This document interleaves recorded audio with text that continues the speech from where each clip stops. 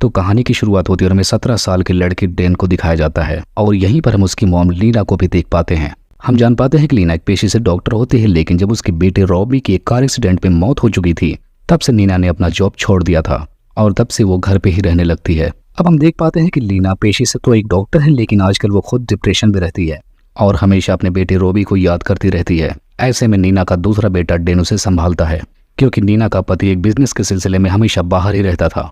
यहाँ पर लीना अपने आप को काफी अकेला महसूस करती है, लेकिन उसका बेटा भी अपने भाई की मौत का खुद को जिम्मेदार समझता है। इसके बाद वो अक्सर अपने एक फ्रेंड के साथ लड़ाई करता है और उसी के साथ गुस्सा शांत करता है।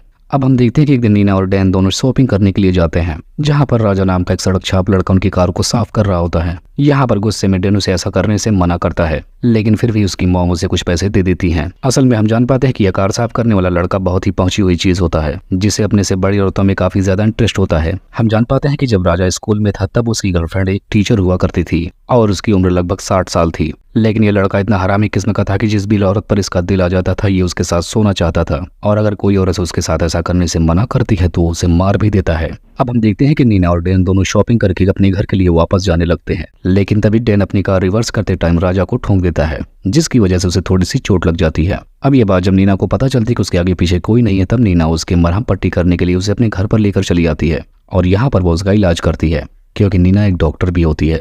अब यहाँ अपने घर में राजा को देखने के बाद डैन को बिल्कुल अच्छा नहीं लगता, क्योंकि वह सोचता है कि कोई सड़क छाप लड़का हमारे घर में कैसे रह सकता है। अब इसके बाद हम देखते हैं कि राजा डैन की नज़र में हमेशा से गड़ा हुआ रहता है, लेकिन यहाँ पर राजा उनके घर का पूरा काम कर रहा था। कभी वो स्विमिंग पूल में पानी भरता तो कभी कुछ करता। अब ये सब कुछ देखने के बाद डैन को काफी अजीब लगता है, जिसके बाद वो उसके बैग की तलाशी लेता है। अब राजा के इतने अच्छे बर्ताव को देखने के बाद नीना उसे अपने घर में और भी ठहरने देती है, क्योंकि इस घर में अकेले रहते रहते वो बोर हो चुकी थी। अब राजा को अपने घर पर रखने का मन डैन का बिल्कुल नहीं था, लेकिन उसके मॉम के कहने पर वो उसे रहने देता है। लेकिन जब वो राजा के बारे में और भी ज्यादा चीजें पता करता है तब उसे राजा के बारे में सारी हकीकतें पता चलती हैं। यहाँ पर उसे पता चल जाता है कि राजा एक साइको टाइप का आदमी है और उसने कई मर्डर भी किए हैं। और अब हमें दूसरी तरफ दिखाया जाता है जो कि राजा नीना के काफी करीब जाने की कोशिश करने लगता है, उसे हर बार अलग अलग तरीके से छूने की कोशिश करता है। अब एक बार तो इतनी हद हो जाती है कि डैन राजा को उसकी मॉम के साथ इंटीमेट होते हुए देख भी लेता है, जिसके बाद उसे ऐसा देखने पर बहुत गुस्सा आता है, जिसके बाद वो एक चाकू से उसे मार देता है और उसकी लाश को ले जाकर जंगल में गाड़ देता है। अब हम देखते हैं कि डैन जब घर आता है तब नीना उसे नहलाने लगती है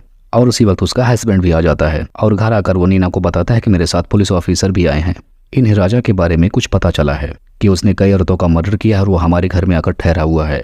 यहाँ पर नीना उसे बताती है कि राजा कल शाम तक यहीं पर था, उसके बाद से उसका कोई पता नहीं है। अब नीना और डैन की बातें सुनने के बाद नीना के हस्बैंड को शक होने लगता है और वो फौरन जाकर सिक्योरिटी कैमरास को चेक करने लगता है। तब उसे वीडियो में दिखता है कि नीना राजा को वहां से जाने के लिए कह रही थी और नीना ने ही राजा को उसके साथ वो सब करने की परमिशन दी थी। अब ये सब देखने के बाद डैन को भी बहुत गुस्सा आता है, जिसके बाद वो सीढ़ी को तोड़कर फेंक देता है और हम देखते हैं कि डैन गुस्से में जाकर स्विमिंग पूल में कूद जाता है और फिर वो बाहर नहीं निकलता, जिससे हमें पता चलता है कि डैन उसे स्विमिंग पूल में डूबकर अपनी जान दे देता है। और इसी को दिखाते हुए इस कहानी का यहीं पर एंड हो जाता है।